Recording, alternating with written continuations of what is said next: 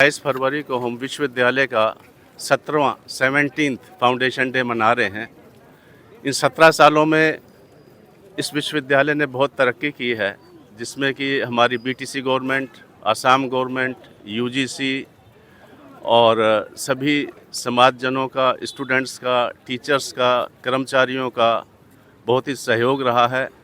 और इन 17 सालों में हमने जो है इस विश्वविद्यालय में बहुत ही उच्च श्रेणी का टीचिंग शोध कार्य किया है। और अभी हम आने वाले समय में 18 डिपार्टमेंट और खोलने जा रहे हैं। और इस तरह से इस विश्वविद्यालय में कुछ ही समय में हमारे पास 35 डिपार्टमेंट्स होंगे, जिसमें मुख्यतः फार्मास्यूटिकल साइंसेस, लॉ है, फोरेंसिक साइंस है, इन्वायरमेंटल साइंस है, डेटा साइंस है। तो इस तरह के विभिन्न विभाग जिसमें कि स्किल मिल सकता है स्टूडेंट्स को, वो हम और खोलेंगे।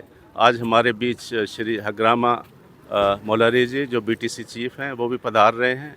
और मैडम जो है ब्रह्मा मैडम, जो पूर्व कैबिनेट मिनिस्टर रही हैं, वो भी हमारे बीच में पधार रही हैं।